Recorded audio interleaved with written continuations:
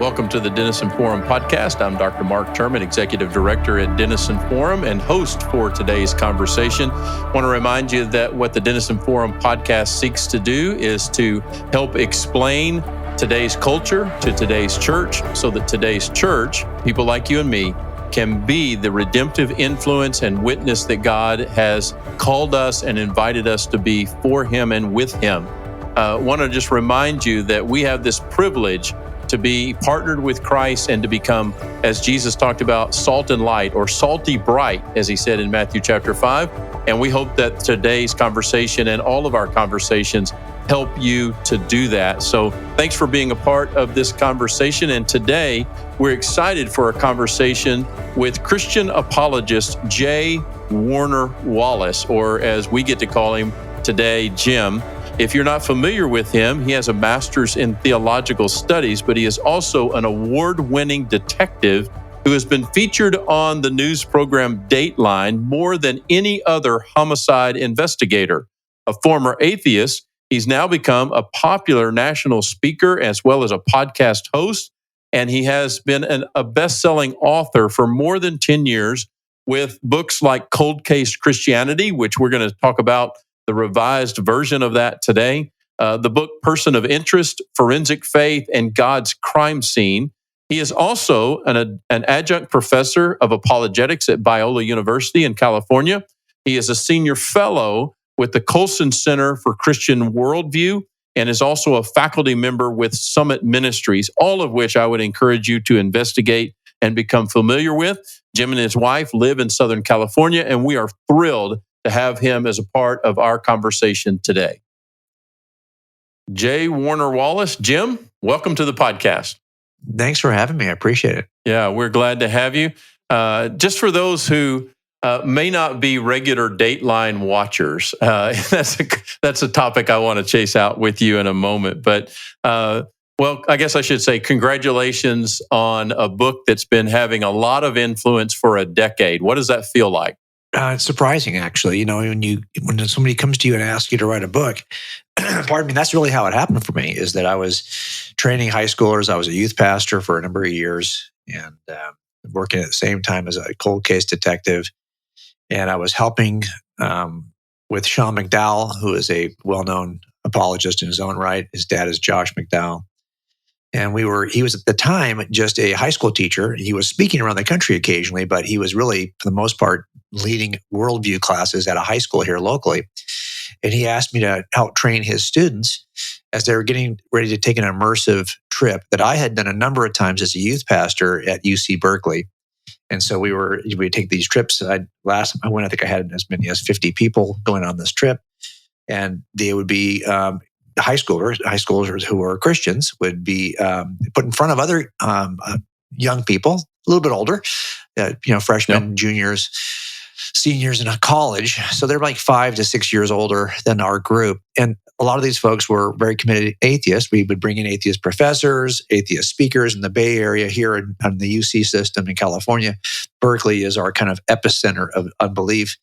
So it's a great place to have young people kind of engage the issues for the first time and kind of get their feet wet in the stuff they're going to see later on when they go to college anyway. So we would take these immersive trips and put them through all kinds of, struggles and situations where they could either proclaim the gospel or defend the gospel.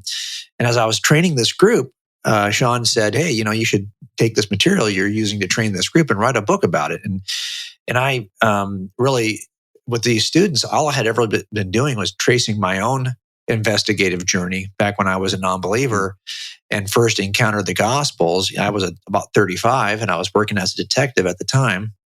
And I just thought, well, if I'm going to look at these Gospels and take them seriously, I'm going to have to test them first. And that really was what started my journey. So I had been training students in this for a number of years. And that's really why I wrote a book. It was because Sean said, "Hey, you should write a book." I really didn't think that this would have that kind of impact. Of course, everyone writes a book hoping it'll do well, but you don't really know what to expect. And it really has become, until the last book I wrote, it really was the kind of defining book for what we ended up doing for the next 10 years within Cold Case Christianity. And I think Person of Interest is kind of that kind of book again. And those two Right. books together, I think, are helpful books to kind of examine the person of Jesus, and all of the evidence you might uncover for the person of Jesus, I think, is in those two books. And for me, that was really part of my journey was captured by both books. So it was nice to go back 10 years later and bring Cold Case up to where I thought Person of Interest was, and mostly from an illustration perspective. Like, I always wanted to illustrate the first book in a much deeper, richer way, but the publisher, I think, Right. was just not quite sure what to make of us, And but Yeah. 8 books, 9 books later, they kind of figured it out and said, "Yeah, go ahead and illustrate whatever you want." So we added 300 illustrations to Cold Case Wow. that I would have put in there Yeah. originally if I thought I had the permission to do it. So now we've gone back and done that. So, Yes, as some people have said, in part of my training is we may talk with words, but we think in pictures. And having those illustrations as I worked through the book really did. It's like, okay, it just helps to be able to see what we're trying to describe with words, because the human imagination is probably the most incredible screen that there ever was. Absolutely. To be able to Yeah. visualize that as well as hear it verbally is just really a powerful thing. But Cold Case Christianity really is your story, because if I understand your testimony, you didn't grow up in the environment of faith yourself, and part of you referenced both Sean and his father Josh. I remember years ago, early days of my own faith back in the 80s. Learning about Josh McDowell and his famous book, Evidence That Demands a Verdict, and that approach to this topic. What do you think was the benefit of you coming and working through this yourself with your investigative detective skills as a non-believer first, as opposed to if you had written or if you had gone on this journey as a Christian? What do you think the advantages of being as you work through this personally on your own, using your skills? Part of your story is about how you had a friend inviting you to church. What catalyzed your decision of, okay, now I'm going to go dig into this? And what was it like kind of coming at this as a skeptic as opposed to a believer initially? Well, I do wish I didn't know that there was a field called apologetics. I don't think a lot of Christians know that anyway. And certainly you walk into a church for the first time, you don't even know what the Christians know. You don't know what books they're Right. reading, have no idea what a Bible is, what the Bible contains. I didn't know any of that. So I didn't realize if someone said to me, "What do you think the contents of the New Testament are?" I wouldn't have been able to tell you what they are. I just didn't know. Didn't have any upbringing in this area. Just knew that the idea of any kind of supernatural explanations for anything, that all seemed ludicrous to me.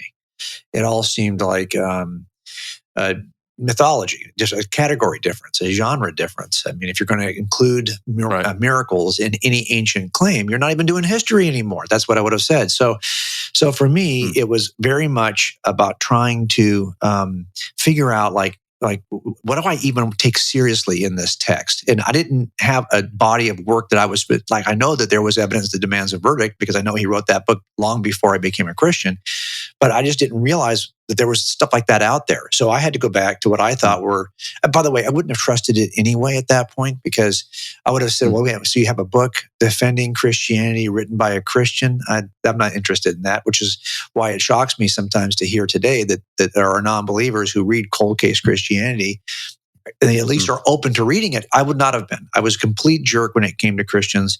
The only Christians I knew I did not take seriously. They were the people at work who didn't seem like they had any evidential basis for their religious beliefs, when in fact they were entirely evidential on every other aspect of their professional work. And I just saw that disconnect, and I had no interest in this whole thing. The other people we saw who were Christians were the ones we were taking to jail, who for the most part didn't seem like they lived out what they said they believed. So I just didn't have any room for that. And so if I maybe had access, so here's how I did it. I said, okay, I walked into that first church. The guy says that Jesus is the smartest man who ever lived. I'm interested in smart people. Not to say that they ever, by the way, I would have been interested in a smart fictional character if there was some piece of wisdom I could glean and call it my own. That's just, so it didn't matter to me. if I read the writings of Biola as a high schooler. Have no idea if Biola was even a real person. Didn't care. It's like fortune cookies. It sounds like just a passion for the truth, just a curiosity, just a passion for like what's helpful. Yeah. Like I look at it this way: if it's ancient wisdom, let's say it's just ancient wisdom. It's just ancient wisdom from ancient writers making stuff up, but it is wise in the sense that it offers me some principle to live by. I would have been interested in that. I would have also rejected what I didn't find convenient, and I would have embraced what I thought was. I would have just kind of smorgasbord cherry picked out the stuff. So I bought a Bible for that purpose, really. And as I was reading through the Bible, what got me started was I just was unaware. Like I thought the New Testament would probably be like all the letters of Paul and James. In other words, I didn't realize there were going to be what claimed to be historical narratives that allegedly had been seen by people. This guy had actually been, his life had in some way been chronicled. That's something that I could test. That is, by the way, that's not exactly what every other piece of scripture contains. There's a lot of religious scripture out there from different worldviews that are just repeated sets of proverbial claims. That's not what the New Testament is. It does contain claims like that, but it also contains a description of what is allegedly true about a region of the world in a period in history when a series of actions occurred, allegedly. So it's making claims about the past. And although I have no access to the writers and no access to the alleged witnesses, that's common in cold cases. So you don't have access to the detectives who wrote the reports and no access to the actual witnesses because they're now dead. So it's the same kind of work. And so I just knew those principles would be applicable. And to be honest, a lot of what I'm talking about as an investigator in this sense is also common to historians, but I was not a historian. Okay, so I didn't think of it that way. I just thought, okay, they're making claims. I know how to check those claims. I know the criteria for eyewitness reliability. Let me just apply that criteria to the Gospels and see how they do. And I only was interested in it initially because when I read through the Gospels, I said, wow, there are clearly some variations between the accounts. Places where you might even say, wow, how could one person report it one way and another person report it the other way? Well, that is so common of eyewitness accounts. No two eyewitnesses ever seem to agree or reported the same way. So I thought, okay, this is worth, because if it was a collusive kind of effort to lie, I think they would have harmonized this a little better. So I was interested in at least taking a first step to test it, given the fact that it did seem to have the level of variation between eyewitness accounts that is common in reliable eyewitness accounts. And that's what got me started. Well, that idea of variation of testimony about the same, and it reminds me of something I heard, I think even before I was a Christian, that you put 10 or 12 people at an intersection when an automobile accident happens. No two of them are going to tell you exactly the story the same way or give you all the same facts, but they were all standing at the same corner. They all saw the same automobile accident, but if they weren't standing, and even if they were standing in exactly the same place, they didn't experience it exactly the same, even though it was an objective event, right?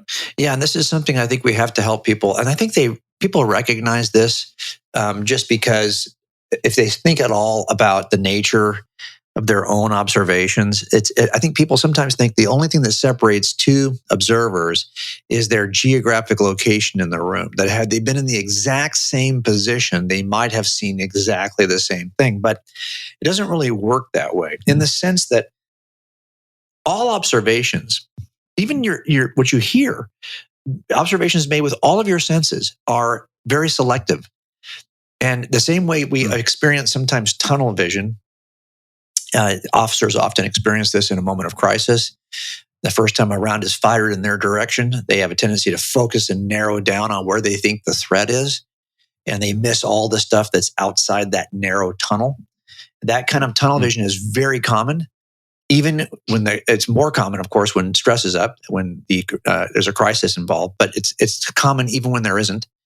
And so what is it that causes your tunnel is different from person to person. Sometimes the tunnel is caused by your wants and your desires, what you are interested in, the things you always see in every scene. You're focused on those things because you're sensitive to those things. It could be your history, your personal history. You've had a series of experiences that makes you more sensitive to focusing in on similar experiences. That's often the case.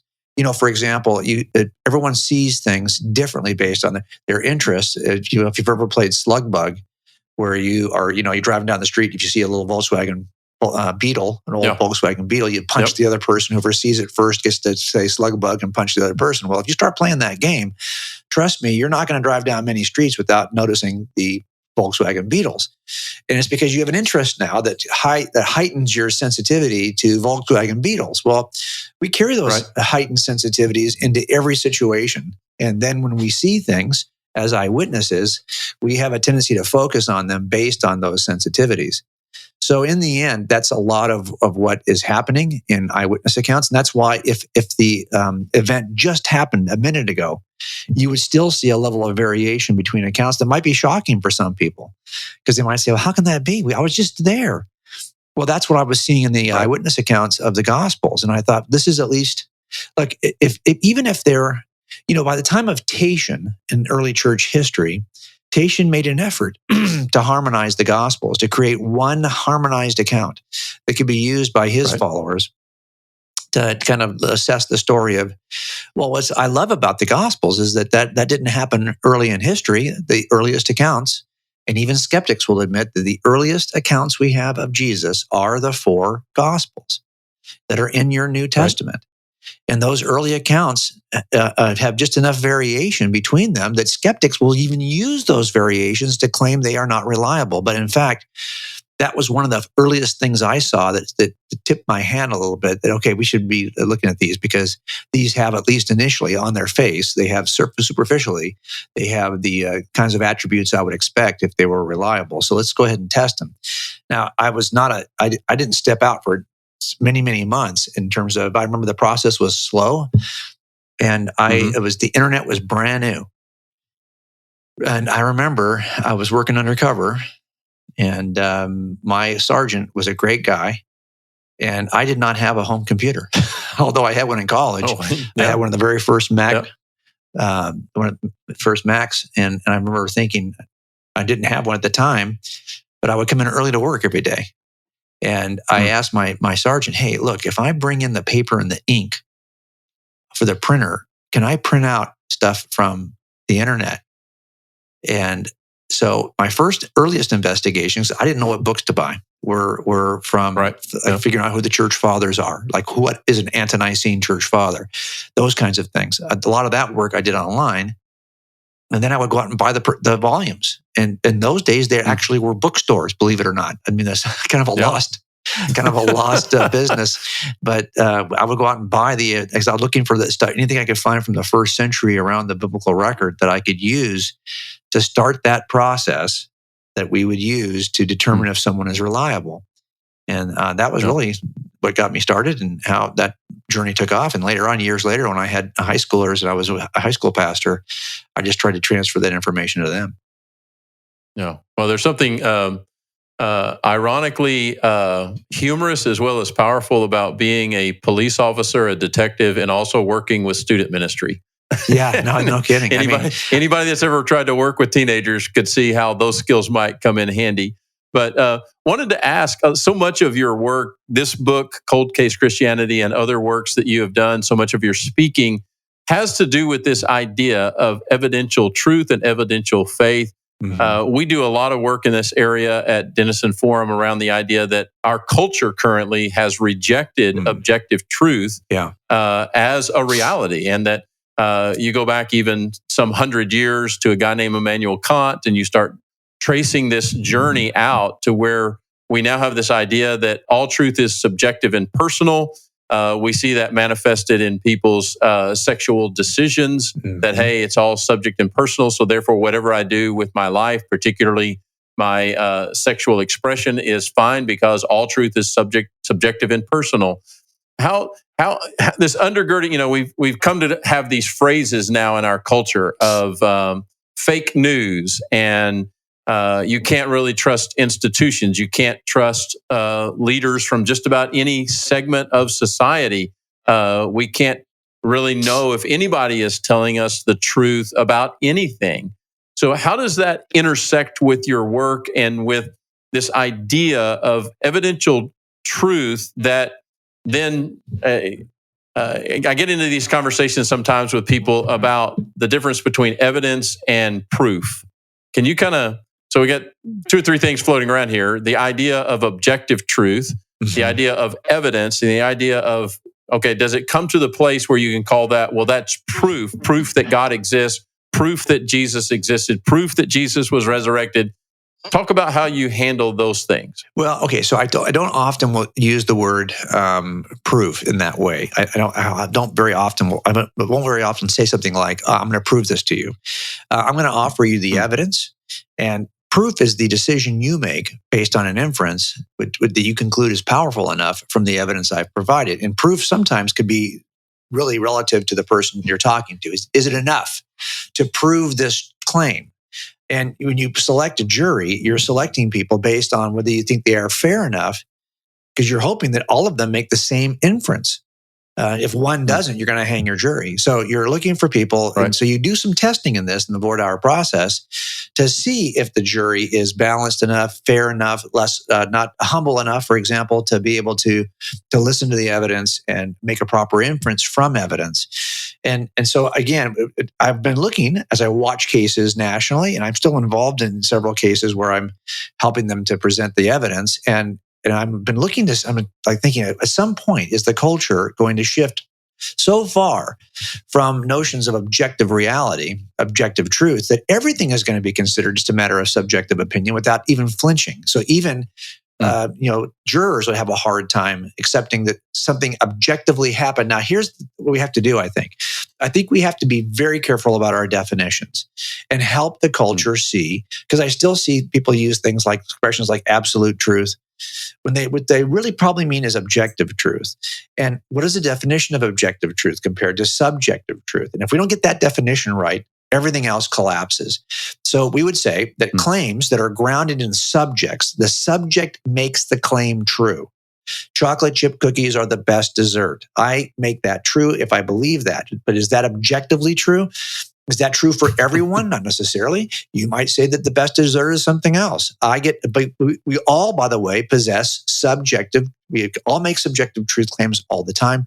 There's nothing wrong with doing so. We all make those kinds of claims. Okay, so how about the claim that isoniazid is the cure for tuberculosis? Well, that's not a matter of my personal opinion. I don't make that true. That's true whether I knew it or not. It's true whether I like it or not. It's true whether I think it's true or not. If that's the cure for TB, that's the cure for tuberculosis. I can't change it by changing my mind. I might think, well, my opinion, NyQuil is the cure for tuberculosis. Well, my thinking it so will not make NyQuil the cure for tuberculosis. That's not grounded in me as the subject, and we call those kinds of claims subjective truth claims. That's grounded in the object known as isoniazid. If it is the cure, it's the cure. And that's why we call that kind of a claim an objective truth claim, because it's not grounded in me as the subject. It's grounded in the object known as isoniazid. Now, why is that important? Well, because all kinds of claims have to be determined whether they're objective or subjective. And this is true of all different kinds of categories of claims. So for example, if I said my car is white, well, that's a claim that is grounded in the object known as my car. I cannot make my car blue. I'm not going to go out in the driveway and it's suddenly blue because I've changed my mind. It's not grounded in me as the subject. It's grounded in the object as a car. So that's an important physical claim about a physical object known as a car. But even the claim that Christianity is true or God exists, let's say, that's a claim that is not grounded in my opinion. I cannot make God exist if he doesn't by simply changing my mind. I cannot keep God from existing if he does by simply changing my mind. It's grounded in the object known as God. Now, here's the thing about objective claims. They can be false in a way that subjective claims cannot be. You could say, well, I don't agree with you on a subjective claim, but you cannot say that, Jim, you don't think that chocolate chip cookies are the best dessert. Yes, I do. You cannot falsify that claim because it's an opinion. Right. But the claim that God exists, it can be falsified. I could say, my Hyundai automobile can fly you to the moon. Well, that's a claim. It's an objective claim. It's about my object. the Hyundai automobile, but it's a false claim. Now, why is that important?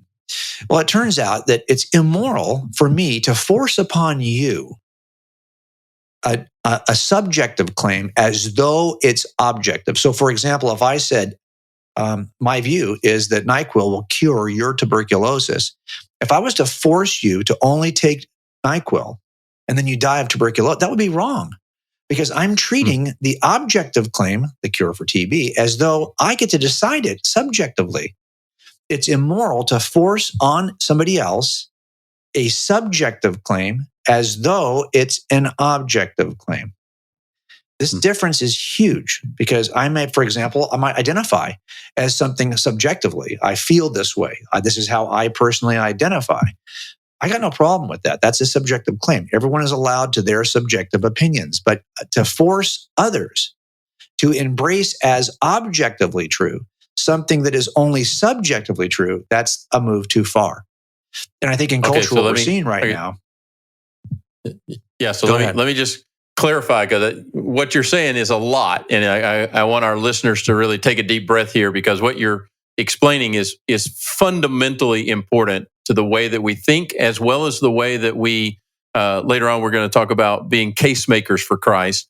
And this is fundamental to that conversation. So just kind of back up to one of your previous examples. So if I say chocolate chip cookies are the best dessert ever, that's my subjective claim. But if I turn around and say, you are required to believe what I'm telling you about chocolate chip cookies, and we're actually going to pass a policy or a law that everyone must eat chocolate chip cookies because they are the best dessert ever, then we have taken a subjective claim and imposed it upon others in an immoral way, in an inappropriate and immoral way. Am I tracking with you? Yeah, right? You are. And how that applies to us examining the evidence for Christianity, I think, is interesting. Look, the claim Christianity is true is not a matter of subjective opinion.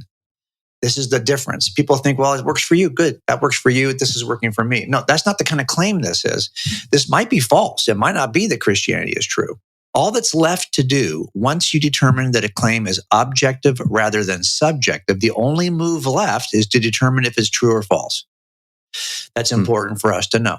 So if I say God exists, well, okay, that claim is not a subject, it's not grounded in my personal opinion, because I cannot change it by simply changing my opinion. That's one way to test it. Okay, so all that's left to do is determine if the claim is true or false. Does God exist? Okay. Jesus is the only way to the Father. Christianity is true. It's the only truth. Well, that's a claim that's objective. All that's left to do is determine if that's a true or false claim. That's what I was setting out to do by looking at the evidence for this. First of all, is this a claim that's just a matter of opinion? So that, now look, if it's false, then what you're saying basically is, yeah, there's a lot of false ideas about the nature of reality that people embrace for whatever reason. And, let them do that, because they're all false anyway. And I think a lot of folks that we talk to about Christianity see it that way. They don't care if you're a Mormon, a Hindu, a Buddhist, or a Christian, because they feel like they're all wrong. They're all false. They're all just useful delusions. So whatever useful delusion you want to pick, good for you. See you later. I needed to know, is it true or false? Because I knew it was an objective claim about reality. If it's false, I'm out. That was when C.S. Lewis wrote that years ago, and I found it years after I became a Christian, it exactly captured how I felt about it. If Christianity is false, it's of no importance. If it is true, it's of infinite importance. The only thing it cannot be is moderately important. Either it's not important at all, or it's the most important thing you're ever going to know. And I knew that was because it's an objective claim about reality. Denison Forum has just released an online resource that we pray will spur your love for God and others. It's a 5-week online course for individuals or small groups called The Greatest Commandment: How to Love God and Others with All Your Heart, Soul, Mind, and Strength. This course is based on Mark 12, where a scribe approached Jesus to ask a seemingly unanswerable question. Of all God's commandments, which is the greatest? Christ's reply is short and to the point. Jesus says, "Hear, O Israel, the Lord our God, the Lord is one, and you shall love the Lord your God with all your heart and with all your soul and with all your mind, and with all your strength. And adds, you shall love your neighbor as yourself. But what does it mean to love God and our neighbors as Jesus describes? Starting with what the Bible means when it calls us to love, in this study, we will take those concepts and apply them to understanding how we are to love God and our neighbor with the goal of learning to do both more reliably and in accordance with His will. We pray that this resource draws you closer to God and reveals what loving your neighbors can truly look like. Visit denisonforum.org/courses to sign up today.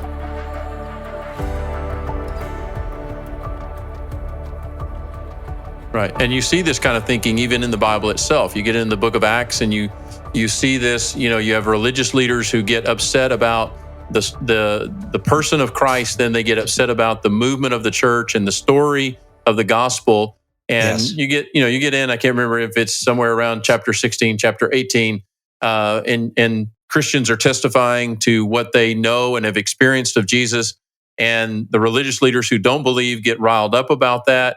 And then one of them, I believe his name is Gamaliel, says, no, guys, just calm down. Just calm down. If it's all false, it's going to fall apart anyway. Yep.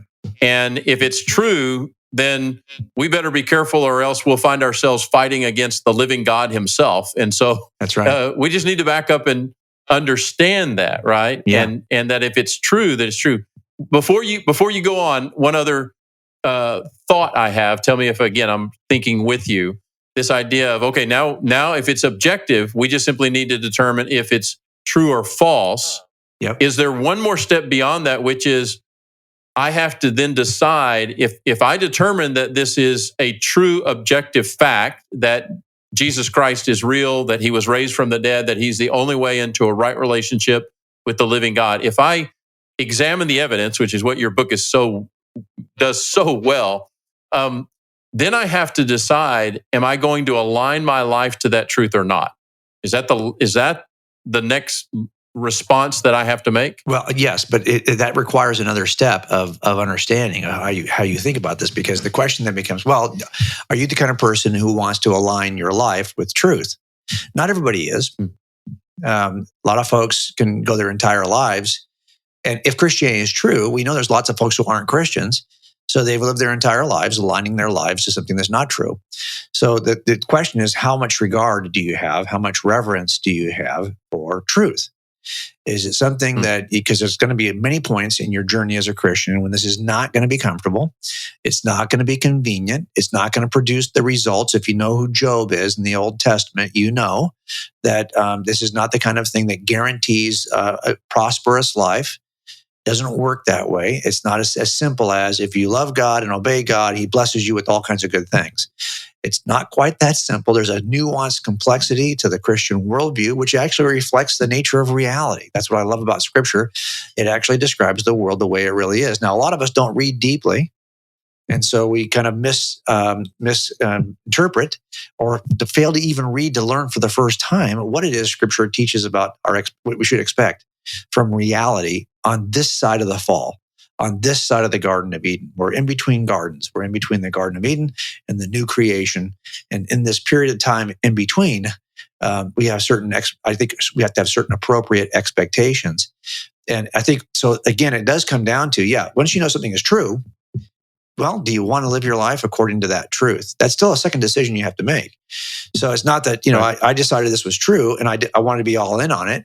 I just finished writing another book, which comes out next year, which talks about basically the nature of humans and how it is that if you wanted to flourish as a human, if you just were focused on all of the stuff that helps humans to flourish, well, if you throw that dart at the bullseye called human flourishing, you're going to hit a biblical worldview every time, whether you like it or not, because it turns out that the Bible also describes humans the way they really are.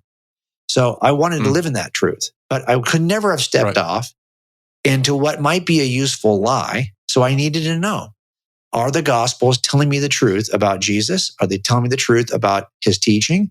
Are they telling me the truth about the most important fundamental issue? Did He rise from the grave? Can I trust the Gospel I wasn't going to get to the gospel if I couldn't trust the narratives in the New Testament. So for me, this was all part of the journey. Is it objectively true? Did it really happen the way the scriptures describe it? Because if they're telling me the truth about Jesus, I can begin to trust them for what they say about me. And that'll shift you from belief that something is true to putting your trust in something as true, from belief that to belief in. That really requires a shift that occurs once you start to trust what the scripture describes about you. And that, for me, I wasn't going to take that step unless I knew first it was describing the truth about Jesus. Because lots of folks make claims about humans. It doesn't necessarily make it true. Sure. So. Right. So unpack that a little bit more, from belief about to belief in.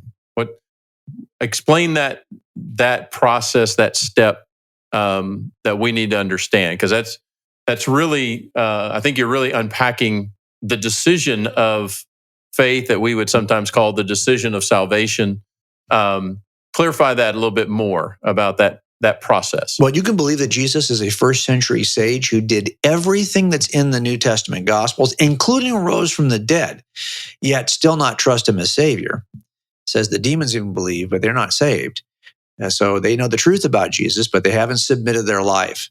And that's the biggest decision you're going to make. But nobody submits their life. One of the tricky things about Christianity is it's grounded in an attribute of human flourishing that is highly overlooked. It's an attribute of human flourishing that is surprising in what it does to help humans to thrive. And if you look at the sociological studies on this in the last 25 to 30 years, you'll see that on every metric of human flourishing, from better degrees, better education, better grades, better leadership as a boss, better employee behavior, deeper relationships, more committed relationships, longer relationships, better mental health, better physical health, longevity, living longer lives. It's a weird little attribute known as humility.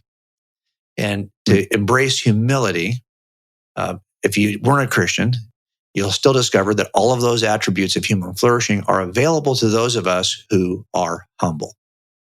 And the Christian worldview begins with an act of humility, that there is a God that you recognize and you're not him. And that act of bending your knee and recognizing your need for a savior is the first act of submission, which requires humility.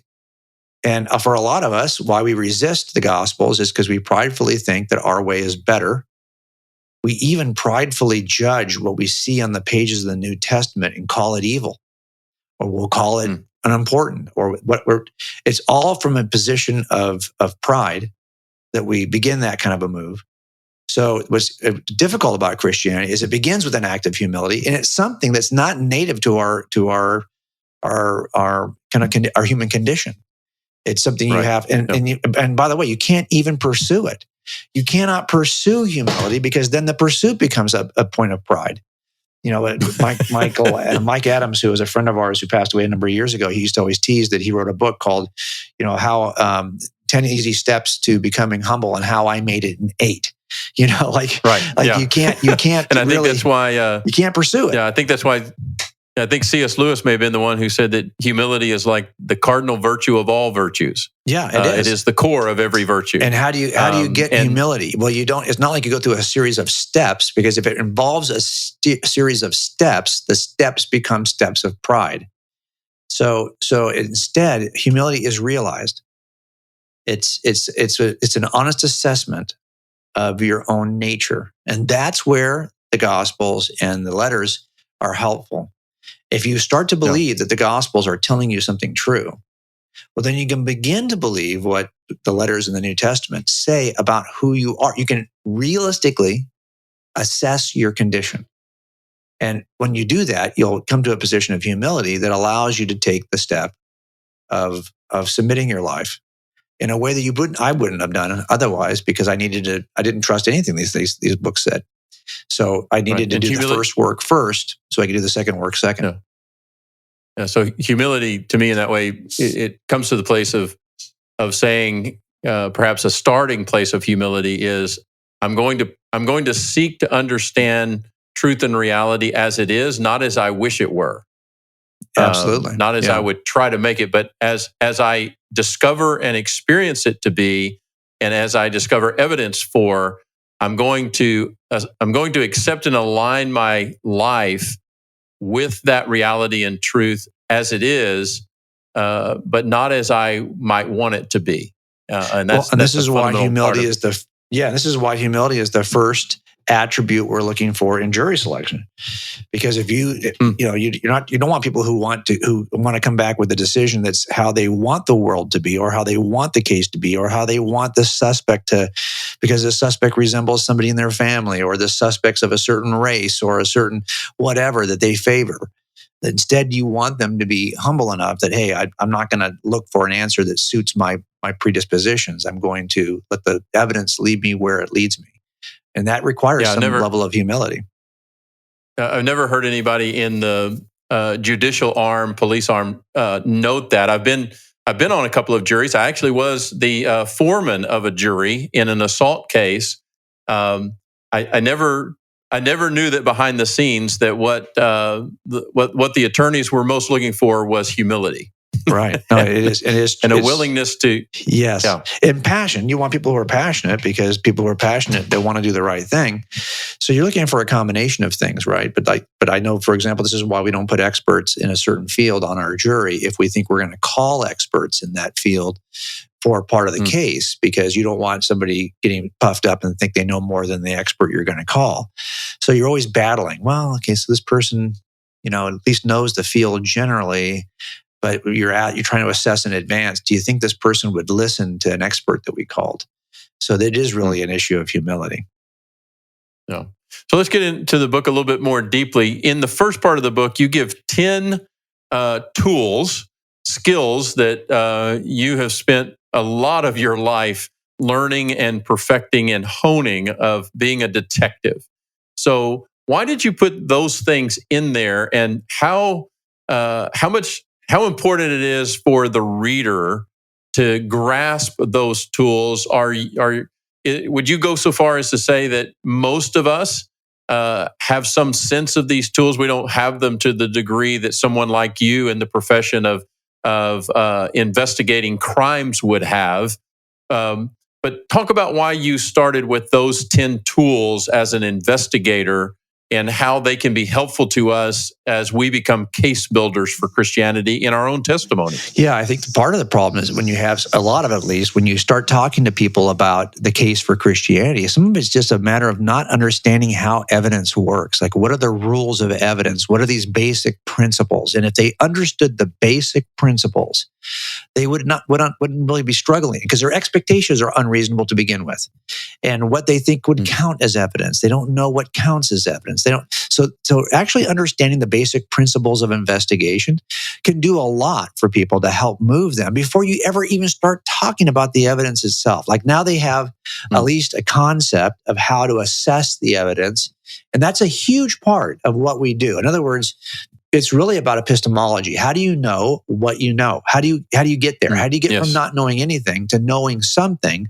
Well, I knew before I could start just going through the second section of the book, which is, the 4 attributes of reliable eyewitness testimony, I was going to first have to do some teaching about the nature of, like, for example, direct and indirect evidence, of the danger of presuppositions, how we determine if there's a conspiracy. So once you understand how to work conspiracies, you'll never be persuaded that this is a large conspiratorial story about Jesus if you understood how conspiracies are broken. So those are the kinds of things that...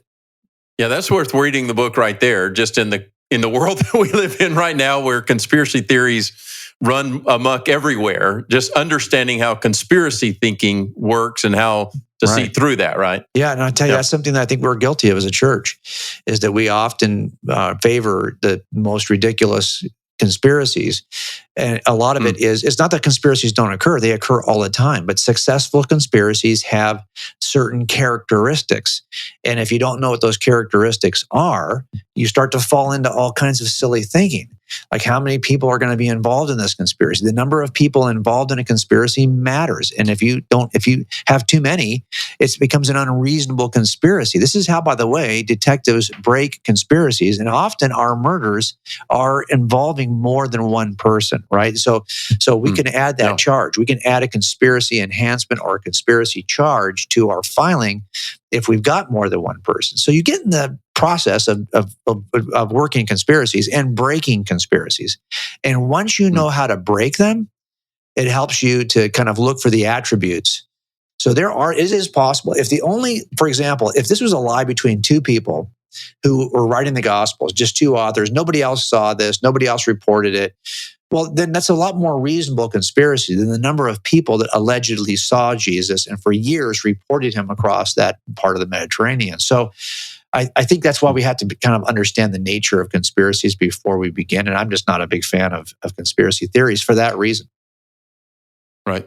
Yeah, it makes me think of the old story of Chuck Colson, the Watergate conspirator. That's right. Who talked about this in his own testimony, that he was in the circle of the deception of Richard Nixon. He's like, look, we were 12, 13 men with everything in the world to lose, and we still couldn't keep a secret. Yeah, he actually said his experience in Watergate was one of the reasons why he rejected conspiracy theories related to the New Testament. And that, I think, is something worth doing. So what we try to do in the first part of the book is just to spend time kind of going through some basic tools. And I think people, for the most part, are interested in those tools anyway, because they are interested in how we work cases. And so they are interested in, like, how, because you can use those tools on any investigation of any claim from the past, even if it's just what your kids said they did last night.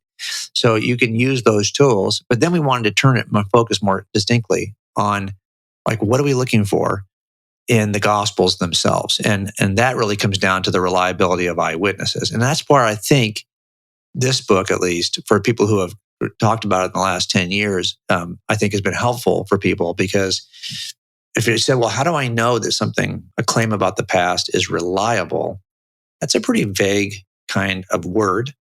And any number of people will give you a different way of trying to figure out, how do I determine if something is reliable? And we have a very specific template in criminal trials, and it works every time. So I just thought, well, and this is the only skill set I had, so I simply applied it. And here's why I think it's helpful. It's helpful because historians don't get the luxury of applying their process practically in front of a jury over and over and over and over again on any number of historical events, even though the historical event may have only happened 25 years ago. The point is, crimes are all historical events. And when we do this in front of juries, we discover what works and what doesn't work, what leads to a sufficient inference, a reasonable inference, what doesn't lead to a reasonable inference. So in other words, courtrooms are the one historical epistemological laboratory in which we can test our theories about knowing something is true and how do we communicate it. And then we can look at this and take what we've learned and apply it to anything. So that's why I thought, in some ways, that was a reasonable approach to take. It's not that it was, for sure, it was the only thing I needed to do, but it turns out I think it's actually appropriate for the case under investigation. But so that's a distinctive, right, between the work of traditional historians, and that's another area that's being greatly challenged on multiple fronts these days. That even one of the things I want to do eventually on this podcast is have a conversation about just the practice of history, because even history itself has come under great challenge. But that's a different. It's an overlap, obviously, with history, because, as you said, every crime, every murder is a historical event.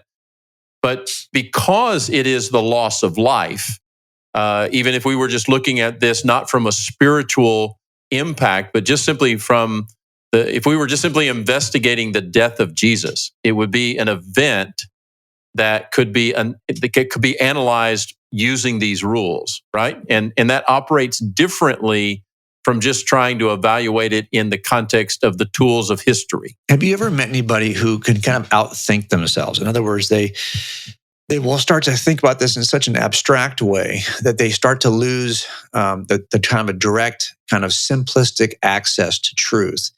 And this is what we don't want people to do in jury trials. As a matter of fact, when we're asking them to assess any number of claims made by the defense or by the prosecution, we don't give them abstract formulas. The jury instruction is that you now are to use your common sense.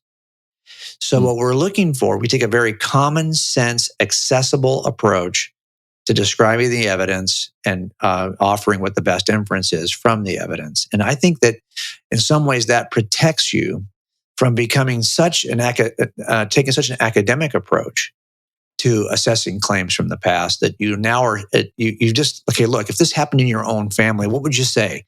If your son made this claim last night, you wouldn't be taking this Bayesian formula and trying to plug in all the variables and trying to assess. You just say, no, you're lying to me. It's a very common sense, simple kind of response to the preponderance of evidence. And so I think what we try to do with jurors is to throw the ball in a way that can be caught. And that's what this book tries to do. Look, I used source documents, other books that I really, really love, like Richard Bauckham's evidence in the New Testament eyewitnesses, the Gospels and the eyewitnesses. What's the name of his book? Now I'm kind of forgetting what it was called. Great book on the eyewitness accounts, the Gospels as eyewitness accounts. And what I always tell people, you got to read that book. It's a great book. But for a lot of people, they're like, yeah, I tried to read it.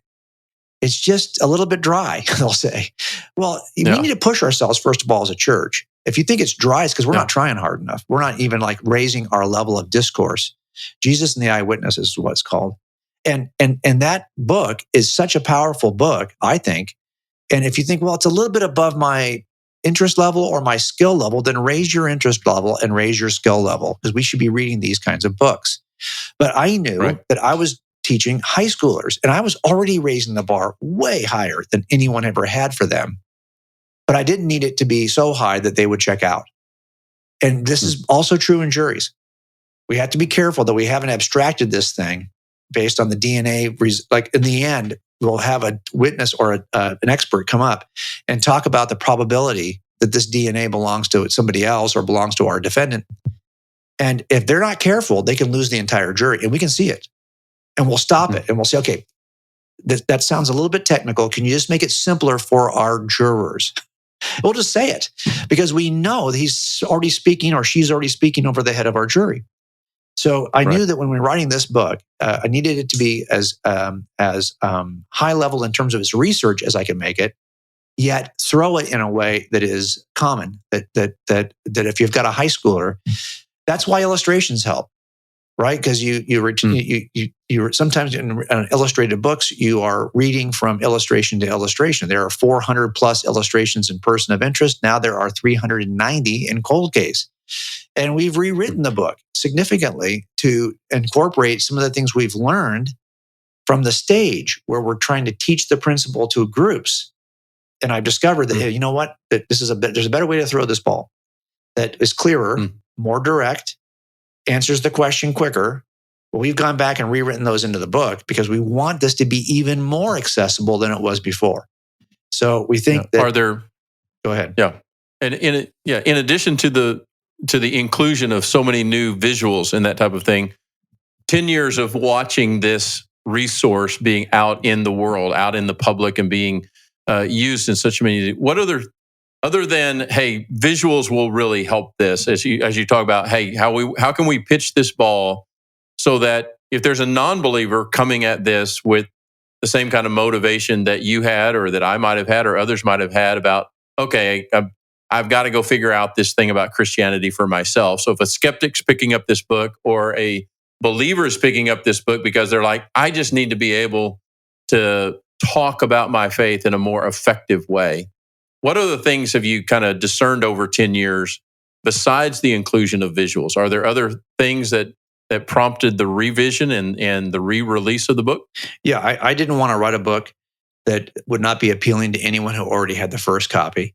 So there's not a single page of this book that hasn't been edited or updated in some way. And there are several places in the book, several sections in the book where they've been completely rewritten. and several places where they've been completely updated. So, for example, in the corroboration section where we talk about archaeology, that's an entirely new section because that stuff changes, and in 10 years, you find out some new things pop up and you want to make sure you include them. I also organize that in a way that I think is easier to catch. We have a completely new afterword with 12 objections to the book that are answered there and illustrated. We've got a new forward to the book, and we've included new not just, I say illustrations, I shouldn't say illustrations, like new parables, new ways of describing the evidence that are from the stage presentation that I think are more accessible. So that, this is a complete major rewrite. It's and I think that was a goal. The goal was that I'm not going to rewrite a book that I don't need to rewrite. And I felt like this was one that now it is taken the shape and the form that probably it should have had from the beginning, in the sense that it is much more, I think, influential is the word I'm looking for. It's accessible, and it's visually accessible now in a way that I think is even easier. So, and a lot of people, you think, well, you sell a bunch of books, and you think, well, everyone's already heard about this. It's not true. This is, people think that Christian apologetics, sadly, is a small niche. There's nobody other than maybe Lee Strobel who is getting tons of volumes of their books out there. And the reason why is because, number one, the number of Christians in the country is shrinking. In the West is shrinking. And of those Christians who claim on a Christian identity, sadly, very few are even interested in the evidence. And if you are somebody who likes Christian apologetics and you're listening to this podcast, you already know that's true because you're having a hard time getting your own pastor to be interested. Likely, depends on where you are, right? But it's not something that you find in the Christian experience. So you're in this small little percentage of what now is about half the country who's even interested in Jesus. And so what are you trying to do? Well, we're trying to write something that the entire church is interested in because we feel like the church has not been interested. And that is why young people are walking away. That's why we have less and less influence. But worse than that, it's why we really aren't that committed to our Christian beliefs. And we're willing to compromise them so easily once the culture changes its view on some moral teaching. Because we're thinking, well, it's not true like science is true. So I can modify my beliefs on this. Who's going to really, No, we have to be committed to believing that every word on the pages of the New Testament can be trusted and ought to be taken seriously. And so that's what I hope a book like this does.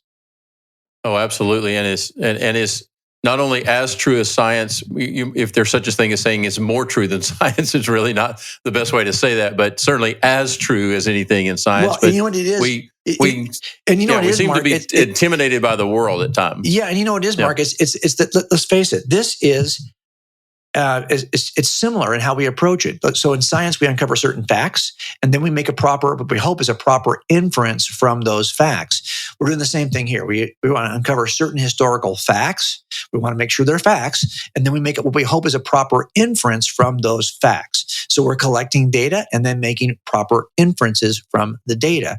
And that process works in both directions. This is why you see that there are times when I wrote a book called God's Crime Scene, for example, where I collected the data, the same exact data that atheists would say demonstrates one inference. And I try to show how actually that same data is better inferred in the opposite direction. So what we're trying to do is, it's the same data. It's not like I've got my set of facts and they've got theirs. No, we're looking at the exact same evidence on the other side of the yellow tape. We're just coming to two different inferences. Well, we're trying to do the same kind of thing here, only the data is historical data rather than scientific data. Wow. Well, Jim, I've got 12 more questions, but we don't have that much time. So I'm gonna try to pare this down to two. Okay, good. So that I can be respectful of your time.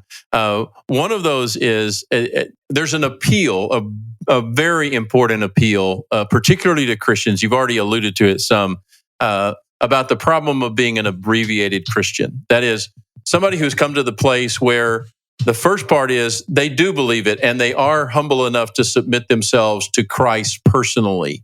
Mm-hmm. But then you talk about the abbreviated Christian being one who doesn't make this second decision to say, you know what, I'm not just going to investigate and align myself to the belief and reality or the truth and reality of Christ.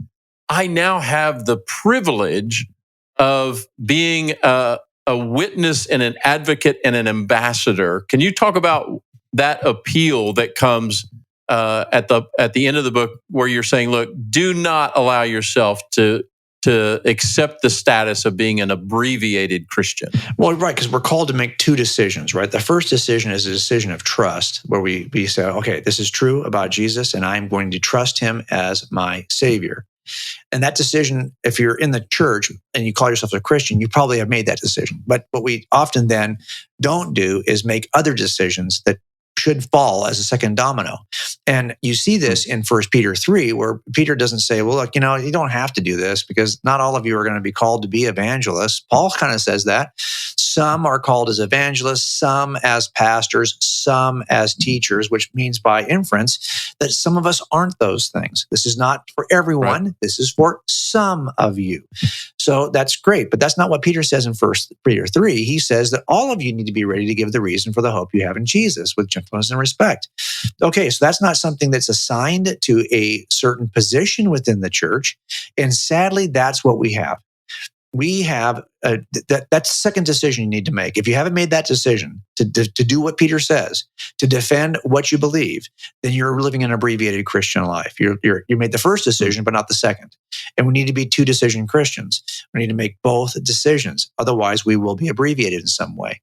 And I think what we see, maybe let's end on this point, because I think this is the most important point, is that we have an entire industry within the church of people like me who are Christian apologists, when in fact, there's not the position of Christian apologist described anywhere on the pages of the New Testament. You have pastors and evangelists, but it turns out the only description we have of case making, of defending the gospel, is a description that Peter uses for all of us, not as a special leader of the church, but just as a believing Christian.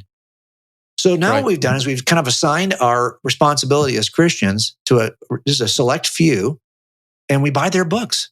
There shouldn't be any books like this written. There shouldn't be a need, because all of us should be doing this work personally.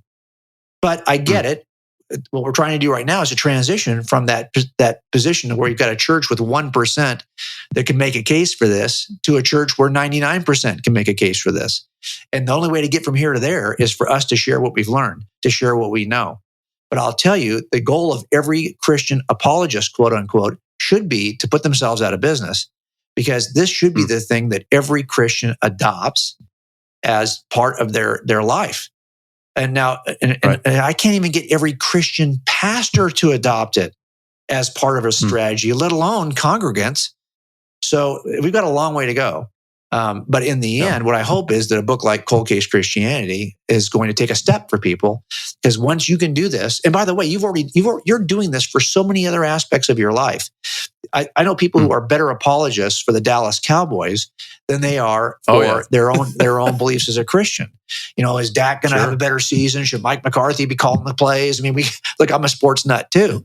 But if we get to a place where we know that roster and every move of that team, but yet we don't know the ins and outs of our own Christian worldview, we've dropped the ball. So I think it's important for us to shift our attention and spend time making the case. Yeah, and a great word, a great call to action. And I would even go so far as to say, you know what, if you've been a Christian for a while and you find yourself being bored, it may be because you didn't make this second decision.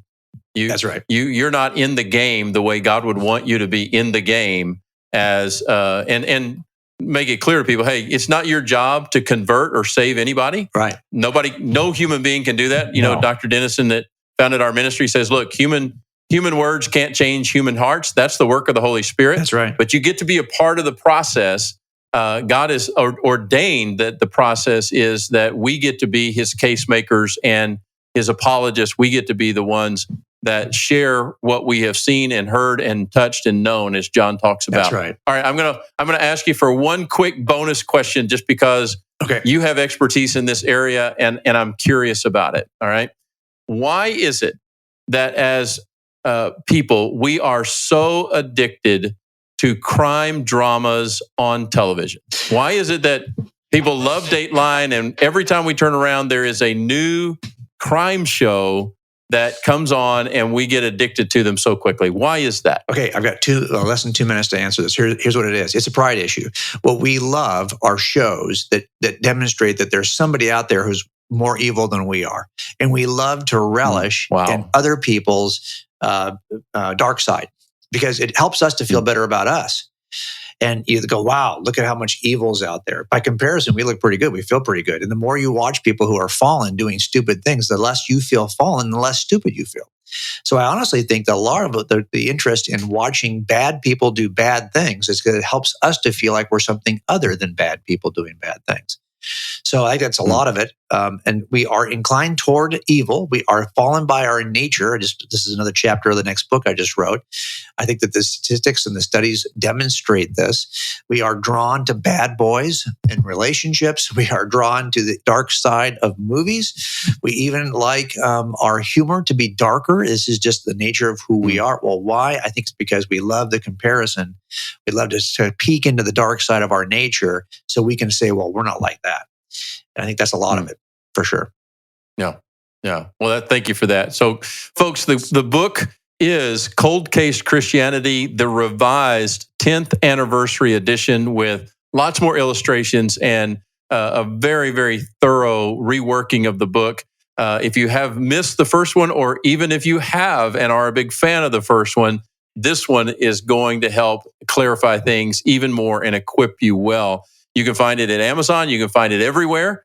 And we urge you to do that. And along with that, this podcast, if it's been helpful and encouraging to you, please rate and review us, share it so other people can find the Denison Forum podcast with Jim Wallace. Jim, thank you again for taking some time to be with us. Thank you for the larger work of what you're doing to equip us to be great witnesses and testimonies for Christ in this culture. We need more people like you. Like you said, we want to put you out of business by becoming apologists ourselves. Thank you for taking some time with us today. Hey, thanks so much for having me. I appreciate it. God bless you.